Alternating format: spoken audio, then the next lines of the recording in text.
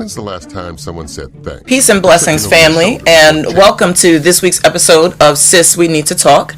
I am your host, Tisha Hillman, and this is a show that talks to and focuses on the issues of Black women and helping us discuss fruitful and productive ways that we can help our communities, help ourselves, and really have conversations about what we really want, not only from ourselves, but from our men, in our quest for equality and what some of our desires actually look like in real life and the real life implications that some of those things have.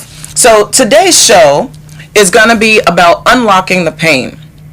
Now, if you guys missed me last week, it was because I was at work and couldn't come in to hang out with y'all. But this week I am back, and if my voice goes in and out, please pardon me. I'm getting over a cold, so I sounded like, Cleophas or something like that about 2 days ago. So I'm a lot better than I was. But in case it starts to crack and, whatever, please bear with me. But 2 weeks ago, we started talking about generational pain, self-inflicted pain, and relationship pain, which are some of the various levels and types of pain that we can experience as Black women that can often hold us hostage to our past and prevent us from moving forward and progressing. And so I really want to talk today about unlocking the pain, because we really do hold the keys to our own progress. But before we get into that, we want to cover Tisha's trending topics. Usually I have 3, but there's been so much that's happened, and because I missed you guys so much last week, I had to add some more to the list.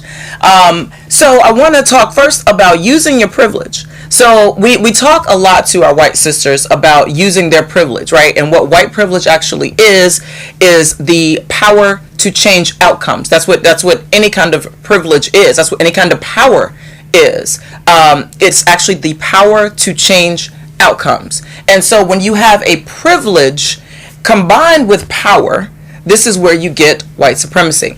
And so I read an article about this young woman named Jazz, I think you pronounce her name Brissac. And Jazz is from the University of Mississippi. And recently she became the university's first female Rhodes Scholar. And if you guys aren't familiar with what Rhodes Scholars actually are, it is an absolute honor and an extreme designation to be awarded as an honored as a Rhodes Scholar. And so this is how Jazz actually used her white woman privilege.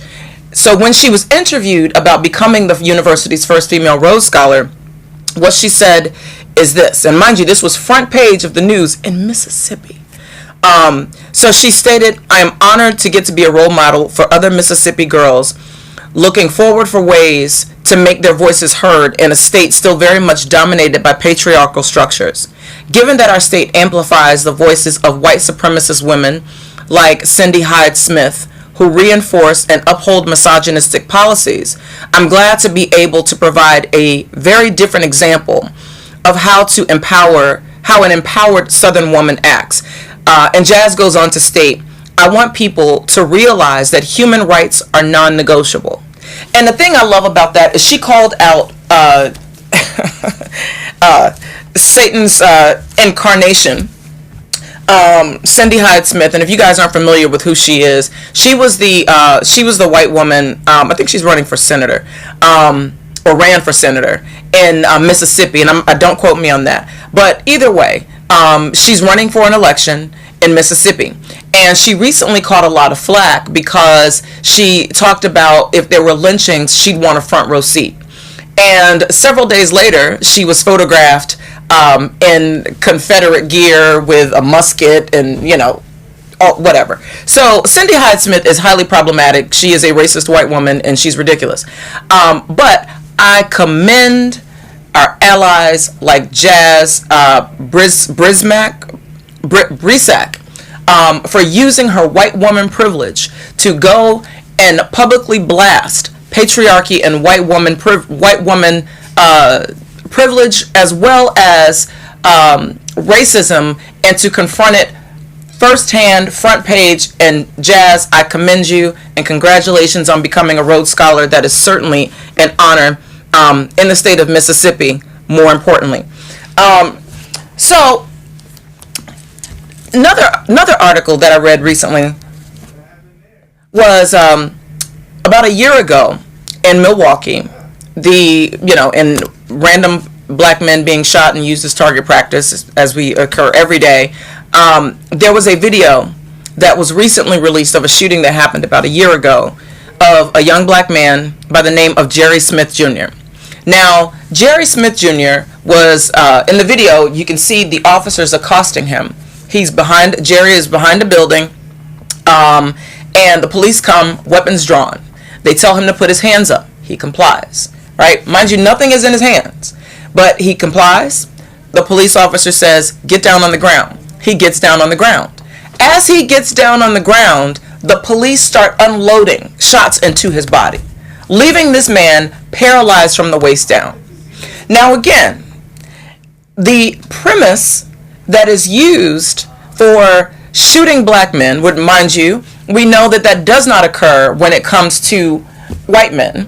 If white men can be, holding up a ranch for months, armed to the teeth, and the government will not come in, they won't do anything, and they certainly will not execute them.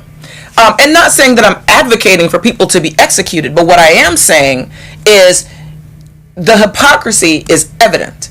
It's evident. And so when you have a situation where, they're under the guise of safety, and, I thought he had a gun, right? That's always the thing. I thought he had a gun. It was clear that this man did not have a gun, and he was complying, because that's the other thing. He wasn't complying. The man had his hands up, was getting on the ground, and was shot. And now he's paralyzed from the waist down.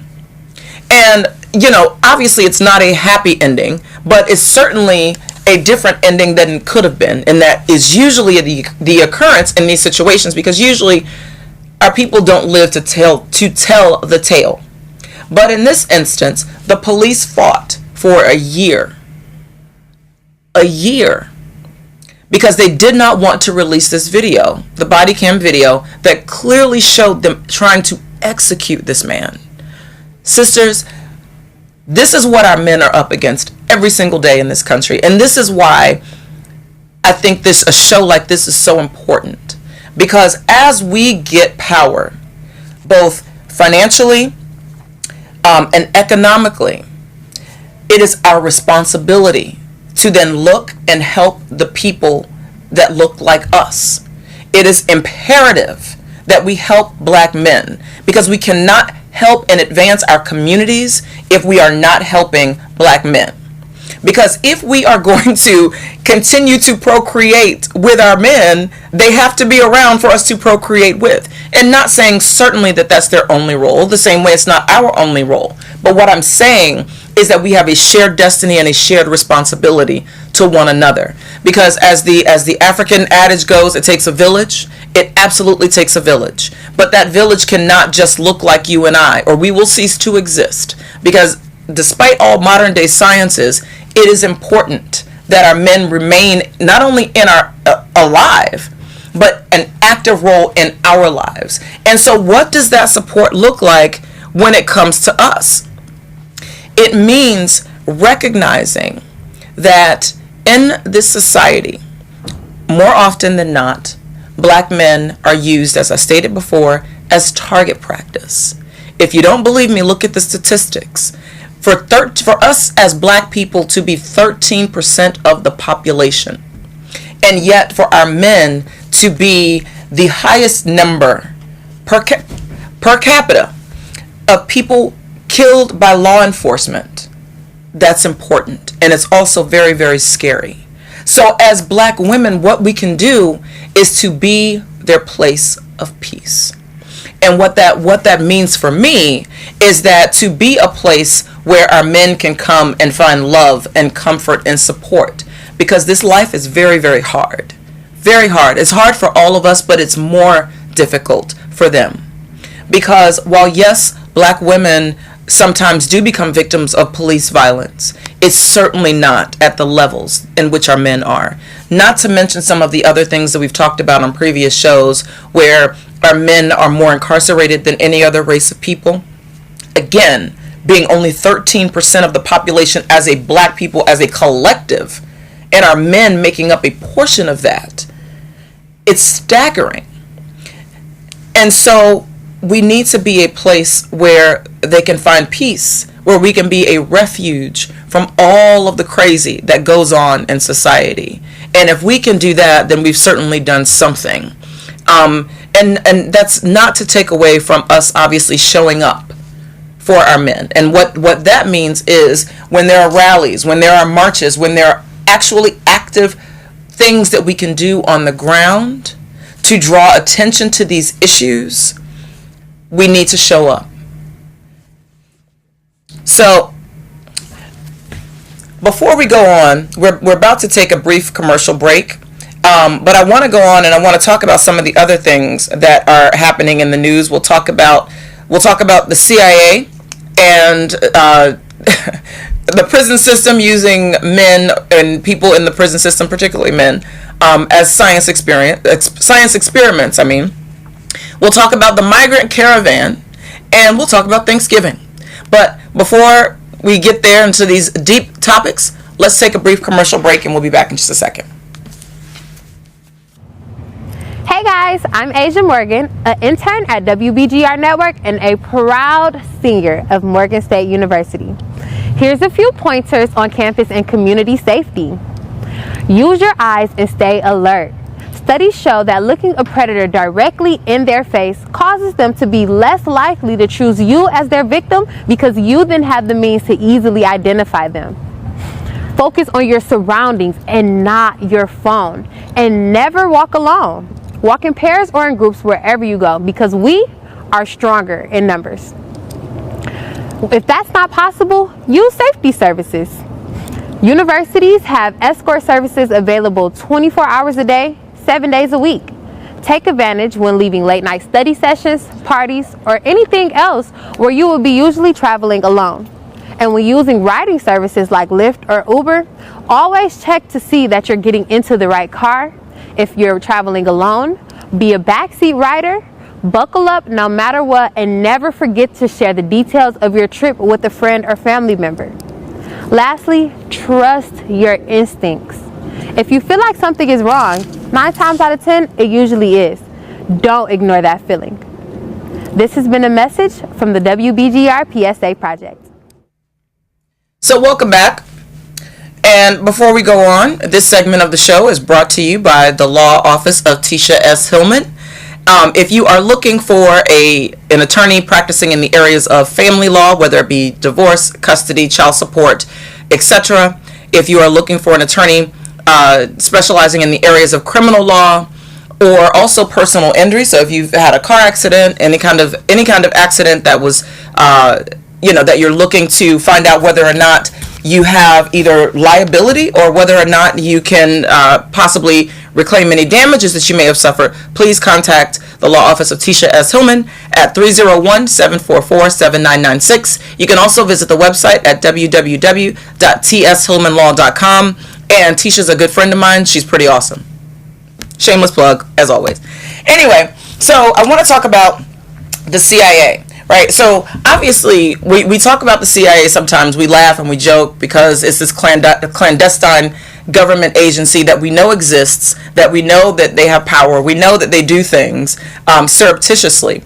But recently the ACLU, which is the American Civil Liberties Union, they sued and they got access to secret documents from the CIA that shows the CIA's plan to use drugs on prisoners, unbeknownst to the prisoners. Now, this particular project was called Project Medication. And so what they were going to do before it was stopped, they were going to use a drug called Versed. And the purpose of this drug, they were hoping, was to act as a truth serum. Now, if you guys are familiar with any sort of government experiments on unwitting participants, look back in the 70s. Look back at the Tuskegee experiment. Look back at a lot of things that our government, using our tax dollars, has done to kill, maim, and otherwise use people as guinea pigs. Now, it's no surprise that they use people that they believe to be throwaways, so to speak. whether that be Native Americans, indigenous people, black women, or people that are in prison. Because these are people that are deemed to be less valuable, meaning that according to our government, they have less intrinsic value than other people. And so, if they die, they die, right? So this is a problem. So back in the 70s, the CIA had this program called MK Ultra. And before the program was stopped, and I keep using air quotes because of course, no one's going to say, yes, we're continuing to do this, right? So this is why I use air quotes when I say these things. So there was a project in the 70s called MK Ultra, where the government was actually using LSD and other psychoactive drugs for the purpose of experimenting on unwitting participants. And what they were hoping is to create a program where people would be helpless, right? And they wanted to do this in a system of learned helplessness. So think about it. If they wanted to create people that operated under a paradigm of learned helplessness, who better to do it on? And so I always liken it to the story of the elephant and the string. And so, there's, and I don't know if this is true, but it's sort of like a parable, so to speak. So the parable goes like this. If you have an elephant, obviously elephants are massive animals and they weigh tons. If you tie an elephant using a chain, the elephant will know, obviously, that they cannot break away from this chain. But over time, you can actually tie that same elephant using a string and the elephant won't move because it's a system of learned helplessness. The elephant has been in this state for so long that they believe that they are still trapped. And this is the same thing that I believe that is happening to many of us, particularly black people, but many of us throughout this country are in this system of learned helplessness. And so this is why I want to always talk about having access to freedom and understanding that the keys to that freedom lie within your own mind. In the same way that the elephant believes that I'm still enslaved, sometimes we can still believe that we are a slave to our circumstances or to our past or to our pain. And so we choose not to move because now we've been enslaved mentally. And so this is what the CIA has done, or they've done it in the past, and they wanted to do this yet again before they were exposed by the ACLU and I'm sure other organizations and people that are fighting to make sure that people know exactly what's happening. And so I talked on my first show about how systems operate, whether it be your body, the education system, the government, any system. The only way that a system can operate is if there are other parts of the system that are working in tandem to keep that system functioning. For example, if I took this bottle of water and I decided that I am no longer drinking water, there's going to be a period of time where my body is trying to adjust to no longer having something that is vital to its survival. And over time, the body is going to start to consume itself. And then my systems will begin to shut down and eventually my body will die. It's the same way I liken it to a system of patriarchy or white supremacy or whatever it may be. It takes all sorts of moving parts in order, and those moving parts doing their job or the job that they think they have in order to keep that system functioning as it is intended. And so we got to ask ourselves, for what purpose was this intended? It's clearly intended, as they say, to teach or to, one, as a truth serum, and two, learned helplessness. And so complicit in that system were CIA doctors, lawyers, and psychologists who all said, oh, just like waterboarding, it really has no real lasting effects on people. Right. So this is how they legitimize doing ungodly and inhumane things to people is that they get other people, knowingly or unknowingly, to participate in keeping the system operating the way that it should, or the way that it's designed to. And so that reminded me of Martin Luther King Jr.'s letters from a Birmingham jail. And if you guys have never read that, first of all, he's a brilliant orator, and was a brilliant orator and a very brilliant thinker and writer. And in his letters from Birmingham jail, he said this: "I have almost reached the regrettable conclusion that the Negro's greatest stumbling block in the stride towards freedom is not the white citizens' council or the Ku Klux, I can never say that. Doesn't roll off the tongue. Well, at least not for me. But or the KKK. But the white moderate, who is more devoted to order than to justice, who prefers a negative peace, which is the absence of tension, to a positive peace, which is the presence of justice, who constantly says, 'I agree with you in the goal you seek, but I can't agree with your methods of direct action,' who paternalistically feels he can set the timetable for another man's freedom, who lives by the myth of time, and who constantly advises the Negro to wait for a more convenient season." And so the reason that this particular quote stands out to me is because for any system to thrive, there has to be apathy. And what we are seeing, not only from the race point of view with white moderates, the same people that the same people that MLK spoke about today are the same people that we're dealing with today. I'm sorry, the same people we spoke about 50, 60 years ago are the same people, meaning their progeny. It's the same mentality that we're dealing with today. It's the white moderate. It's those who say, yeah, I agree with you, but you shouldn't kneel. Yeah, I agree with you, but prisoners don't really have rights. Yeah, I agree with you, but those people shouldn't come to this country. Yeah, I agree with you, but, right? It's the same concept. I agree that, maybe even I agree with Black Lives Matter, but why do you have to march in the street? Yeah, I agree that Black Lives Matter, but he should have complied. Yeah, I agree with you, but should you really be wearing a hoodie? You get where I'm going with this? So there's always a reason. There's always an excuse. There's always a justification. And in the same way that the CIA and their doctors and lawyers and all these people were complicit by their apathy and sometimes by their direct action, they allowed this system of white supremacy and the system of oppression on all sides to thrive. They allowed this. They participated in this. And sometimes we can unwittingly participate in our own oppression. And so I challenge anyone who's listening to not participate, to really think about that. Are you actively or inactively or any sort of way participating in your own oppression and thereby your own demise?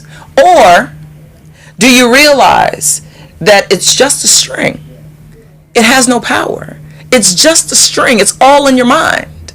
And so you hold the keys to your own freedom. Now, understanding what I'm saying. Systems are systems. They're designed for a purpose. But sometimes I think we don't ask ourselves, for what purpose was the system designed? And if we know the purpose, what was it designed to do? And if we say that we live in a system of patriarchy, in a system of white supremacy, in a system where many of us who may be less financially well off do not have the power, then we should ask ourselves why. And then we should also ask ourselves, well, if we don't have the power, who has the power? How did they get the power? How do they maintain the power? And so everything has an intention. And this was clearly the intention of the CIA and all of these people that were complicit in maintaining this system. And we got to get to the place where it's not just about the absence of tension, but it's actually about progress. Because in the same way as Black women, that simply because, the men aren't in our homes or not in our lives or whatever the case may be, that there may be this absence of tension, that does not mean that there's true progress. Because true progress does not just look like I can buy a home, I can go to school, if there are many, many, many, many people who look like me, who have no water, who have no electricity, who cannot get jobs, because they are involved in a system that is designed to make sure learned helplessness. And so we got to help one another. And I want to also talk about the migrant caravan. So I know that's a really strange kind of segue, but I found this story to be very interesting, right? Because obviously we're off the heels of many Americans celebrating Thanksgiving. And we heard about this migrant caravan, right, prior to the election. Then everything got silent, even though they knew for a while that this so-called migrant caravan was months away.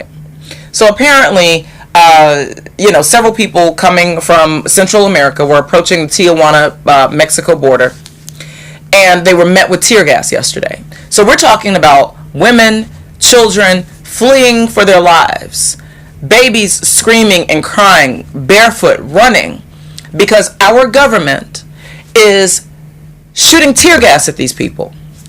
Now, I find that interesting for a number of reasons. One, because we live in a country that was stolen. We live on stolen land. It was stolen from the indigenous people. And so then to call someone else an immigrant, and the very people who immigrated here are calling these people immigrants, is fascinating to me. The hypocrisy is absolutely outstanding. But welcome. And, we have this whole notion of democracy. We're the land of the free, the home of the brave, all of this stuff. Nonsense. Absolute nonsense. Because it's good to say it in theory because it makes people feel good, right? It gives people the warm fuzzies inside. But, as James Baldwin said, if you want to know how your government feels about you, look at its institutions. Look at its institutions. We just talked about the CIA, giving drugs unbeknownst to prisoners to turn them into mindless drones. We've talked about the Tuskegee experiment, where the government gave syphilis, to black men. We live in a system that modern day gynecology was done on black women being experimented on. Look up things like eugenics and all of these things. So if you want to know how your government feels about you, look at its institutions.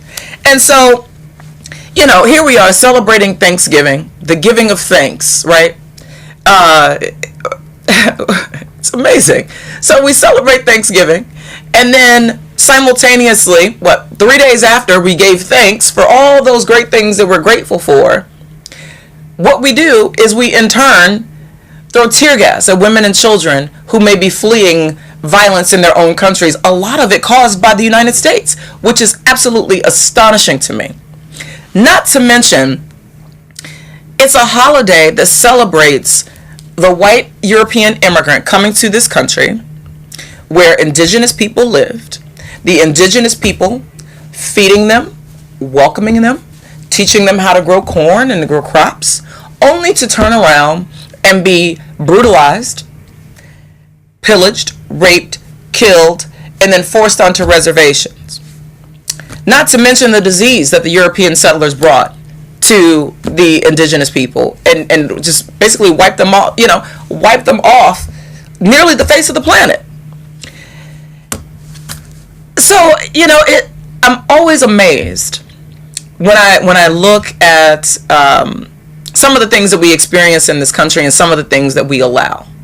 And this is why, for me, it always goes back to the things that have always been done under the cloak of the law and a cloak of the law just gives these things legitimacy, right? Slavery was once legal.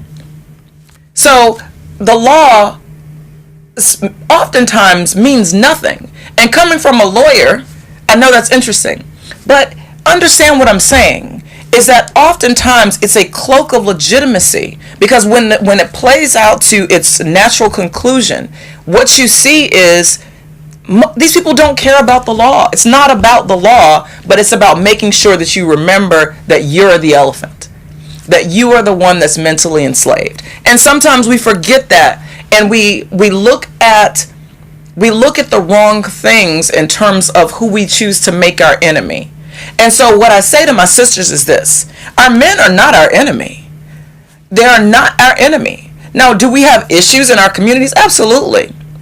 But they're not our enemy. And we need them. We absolutely need them. And so I hope that we remember that. But, you know, in other Thanksgiving news, you guys may have heard the story of the young white guy, missionary, who went to, I think it's pronounced, a forbidden island called North Sentinel, outside of the Andaman Sea. And so, now mind you, the Sentinelese, I think that's right, the Sentinelese people are indigenous to that particular island, right? They're native to that island, and they have never left. And so they've also not been tainted by the diseases and all of the illnesses that many of us are plagued with. And so their immune systems have not, they're not the same. So when they are confronted with illnesses and things like that are foreign to them, they could potentially die. It's like a newborn baby, right? And without certain vaccinations, and that's another story, but without certain things to help build these immunities, these people can die. So this young man decides that he's going to spread the gospel of white Jesus to these indigenous people. Please, people, keep in mind, not everybody believes the same thing that you do. And just because people look different, sound different, worship different, call on different spirits, doesn't mean that they don't know a higher power. Because understand this, back in the day, our ancestors practiced things like Santeria, voodoo, Odun, all of these things. And they were seen to be, they're witch doctors, they're crazy, they're this. And so they were told that they needed to accept Christianity. Whole nother topic. But in accepting Christianity, that also meant accepting this concept of a white Jesus who said, slaves, obey your earthly masters, right? So these things cause tension. They're in conflict with one another. But yet this young man decided that he's going to go to this island knowing it was illegal, knowing it was forbidden, and people had warned him that, listen, these people may kill you, or you may kill them, bringing your jacked up immune system to these people. So he got there, and they threw them bows and arrows, and they killed him.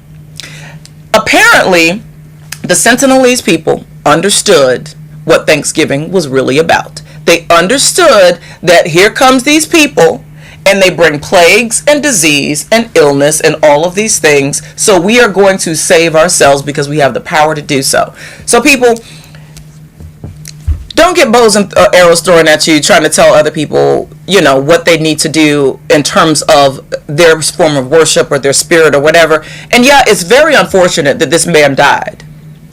However, the fact that he could have potentially killed all of these people and walked into this situation to spread the gospel of this white Jesus, I find that fascinating. Right after Thanksgiving, or actually that happened right before Thanksgiving.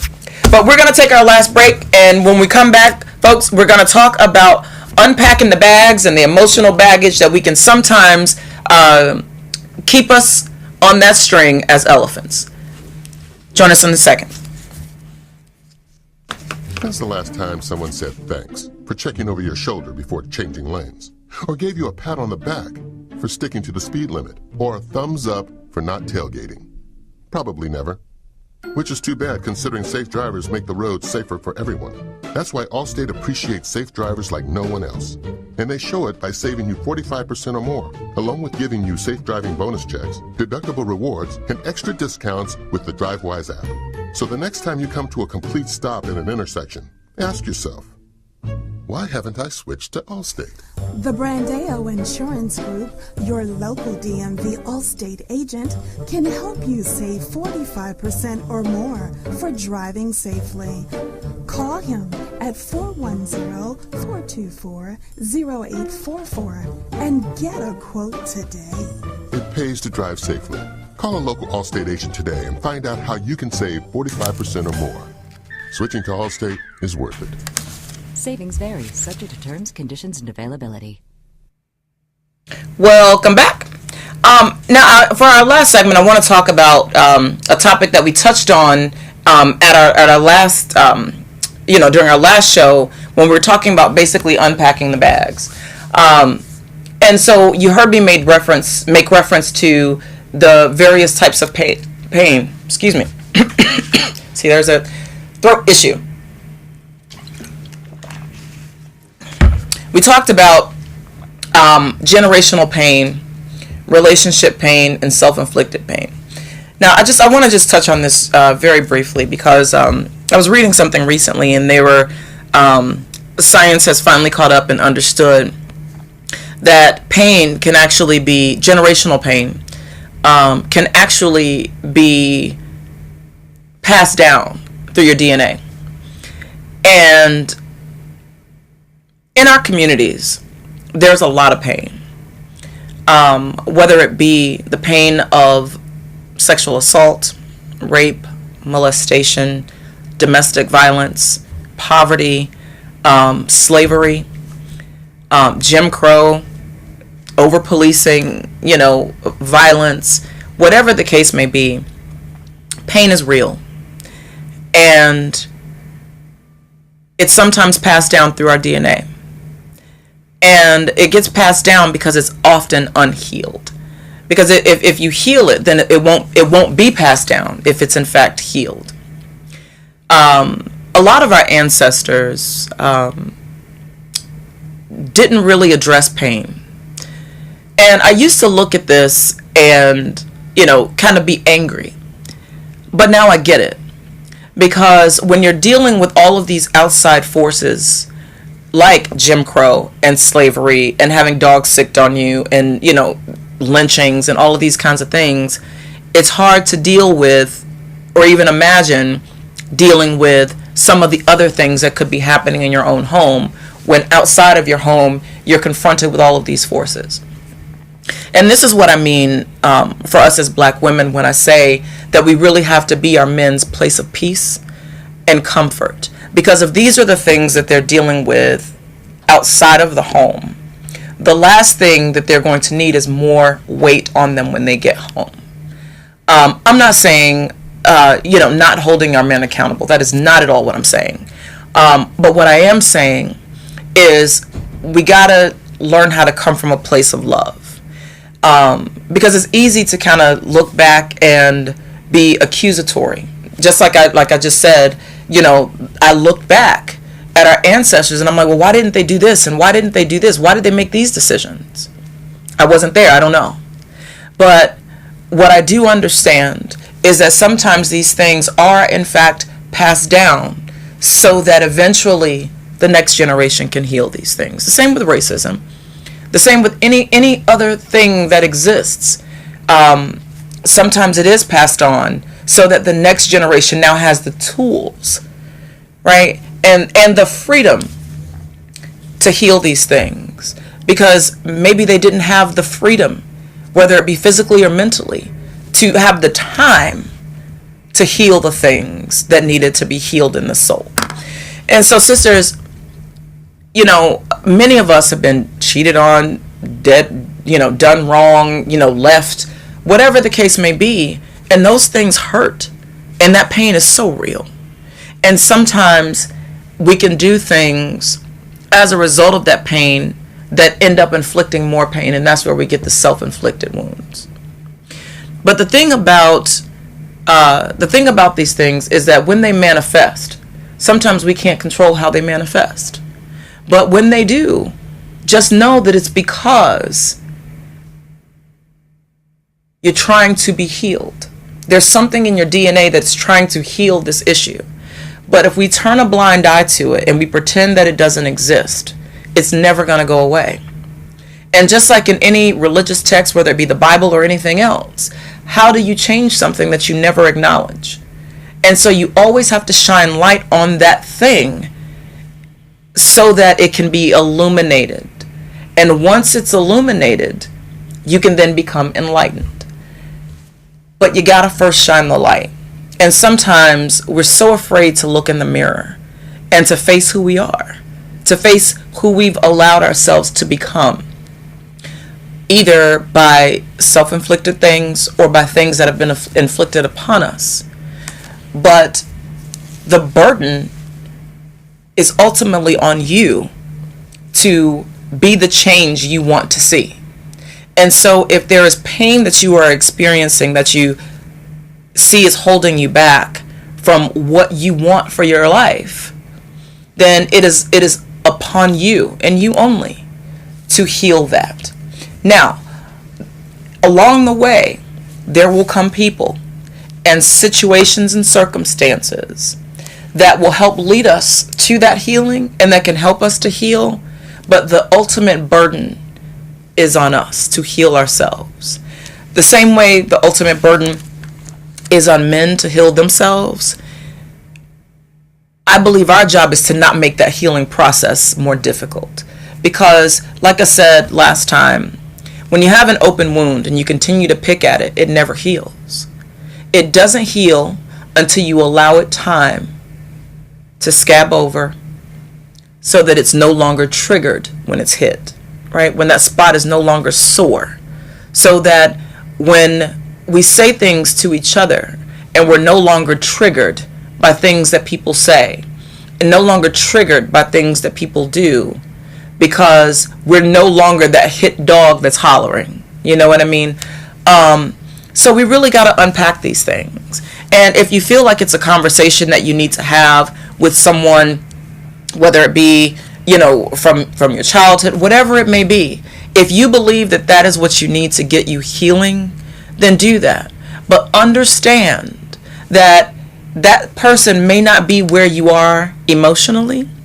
That person may not even be here anymore physically. And so the onus still remains on you to heal yourself. Because, there's a saying that, essentially being angry with someone else is like feeding someone else, feeding yourself poison and expecting someone else to die. That's not how this works. You're actually feeding yourself the poison. You're feeding yourself the poison by holding on to this notion that you are still the elephant that's tied to this chain, when it's actually just a string and it's all about your perception. It's all about how you perceive the circumstances. And if you believe that you have no power, you have no power. Because it's all about what you perceive. And so let's shine light on these issues, on these things that trigger us. Shine light on these things and don't be afraid. You got to lean in sometimes to the pain in order to heal it. Because sometimes we don't even realize the pain is there until it's triggered. But the response can't be to get angry at the person, who said the words or did the thing or whatever to trigger you. But it's really learning to control your own responses and your own behavior. Because in this thing called life, we cannot control the behaviors of anyone other than ourselves. And so if that is in fact the case, which it is, then it's always upon us to choose how we respond. And so my sisters, I urge us, as I say this next thing, because I know it's triggering, I urge us to no longer be angry black women.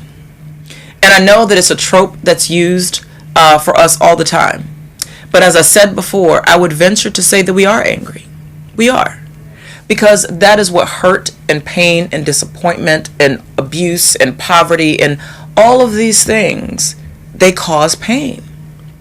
And so the narrative of the strong black woman, I believe, has really plagued us, because it's made us feel as if we have to carry all of these burdens and all of these secrets and all of these things that we were never meant to carry.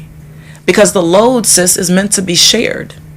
But we can't, we cling on to these things that hurt us, right? We keep feeding ourselves this poison and we hold on to our own pain because we're so afraid to let go, to really let go of the pain, because we're afraid that we'll fall apart. But I guarantee you that you won't fall apart.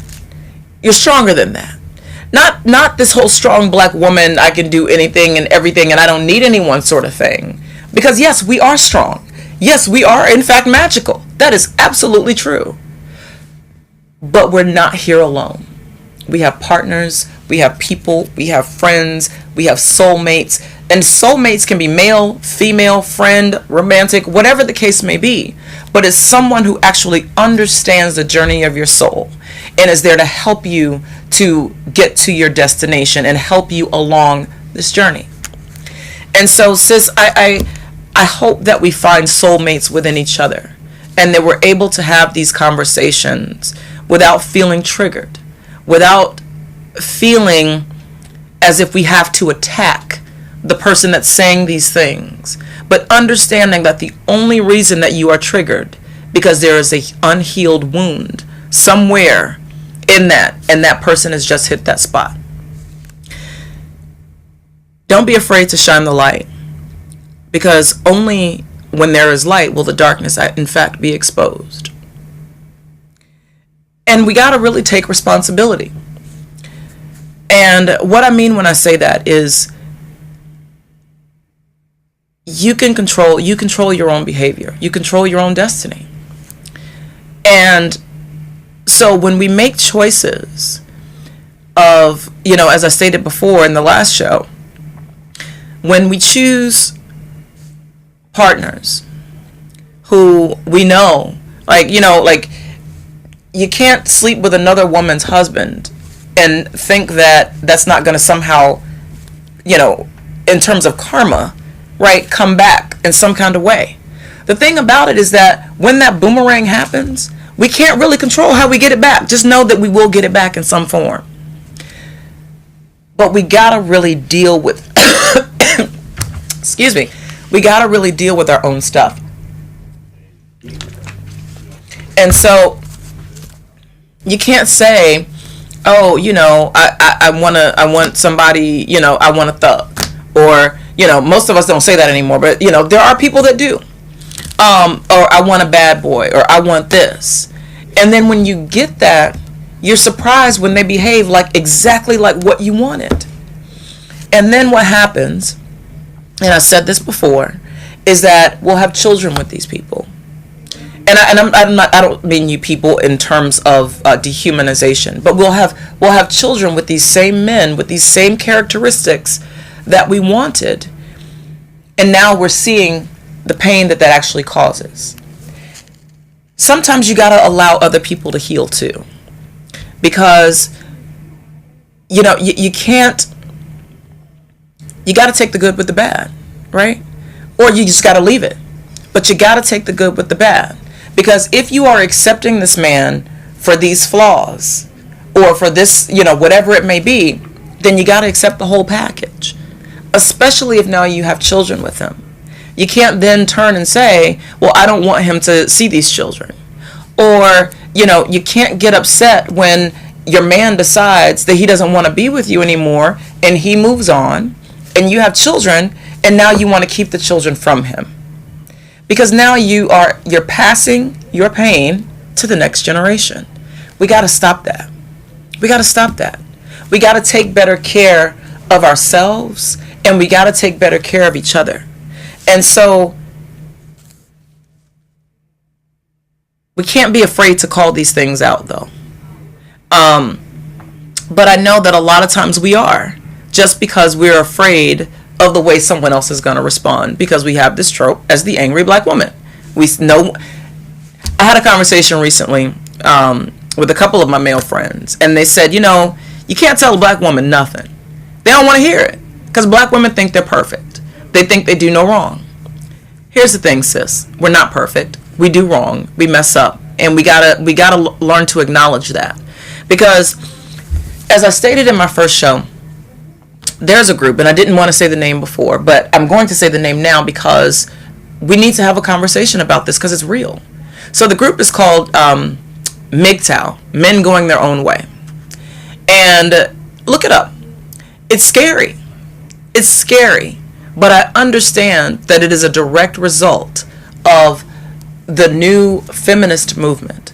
And I say that because the movement is not really largely led by black women. Why? There's a reason for that. But men going their own way because basically they're sick of women's BS. You know, you have men that have been burned by the family law system, men that are paying, you know, ridiculous amounts of money for child support. Not saying that men shouldn't support their kids. Please don't take that, because that's not what I'm saying.